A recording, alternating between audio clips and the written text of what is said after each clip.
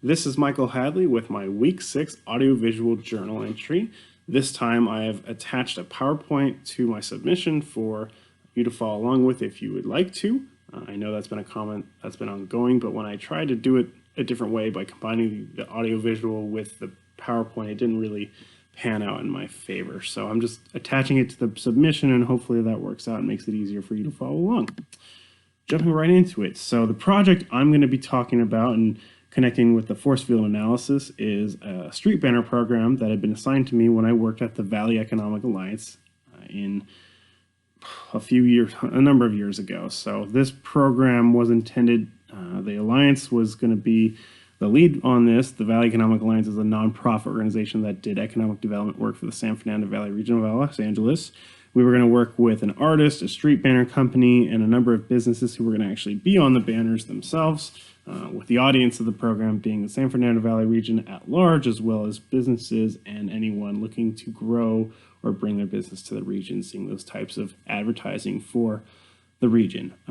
The goal of the overall project really was to bring together all these different entities to promote the San Fernando Valley region, create a financial stream for the Valley Economic Alliance, and for just overall benefits to as many businesses and people as we possibly could.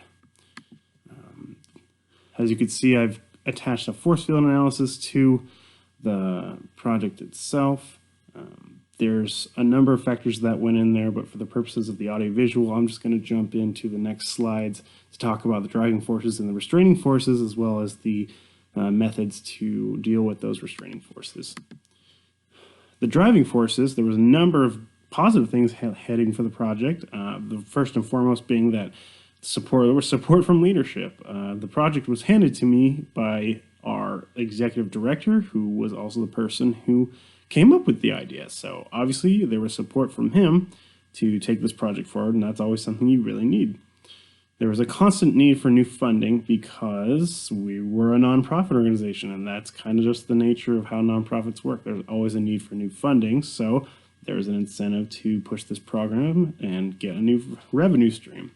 It fit our mission, which was good because when we presented it to the board of directors, they had buy-in, they agreed, they understood what was going on, and we had general consensus that this was a good thing.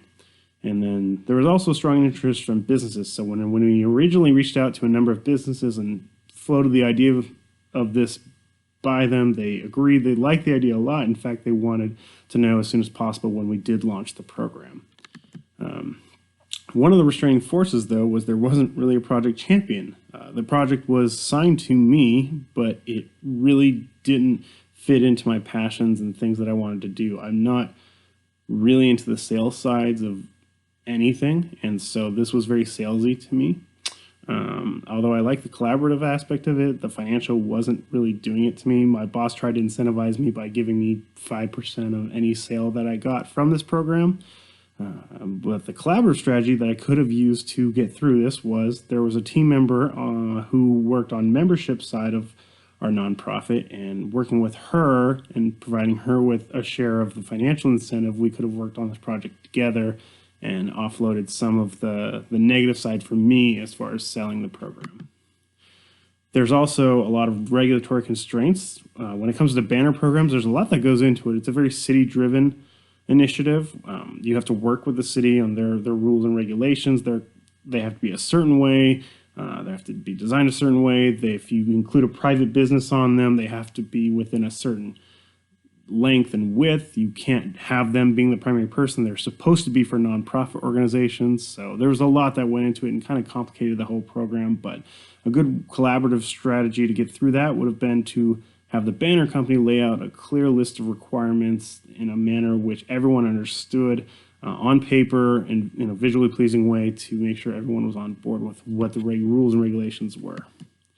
Another restraining force was there was no single entity that controlled each aspect of the project. Even though the Alliance was the primary lead on this, the digital renditions of every banner was done by a local artist, and then the signage approval and placement was actually done by a banner company. So what we could have done to get through this was we could have had each project member meet up on a regular basis, I mean, maybe once a week, every other week, to talk about what's working, what's not working, where everyone's at, just getting through the collaborative nature itself. Finally, the last restraining force was the project's to team member ratio at the Alliance. So at the Alliance, there was only 6 employees, and everyone had a lot on their plates. So even though I was the lead on this, I was in charge of the business assistance program, which took up an enormous amount of time and was kind of a main function of the Alliance. So when I was brought onto this, it's hard to shift, this project and work with other people on it because no one else really had time to do it. So the collaborative strategy here, it's kind of a tough one, but I really would have recommended to our boss to add at least an intern, if not a full-time person, to work on this type of program to help offset some of the costs that are involved with this program. But then by having the financial part of it, they could have help pay for the intern, his or herself, to work on this program. And that concludes my journal entry.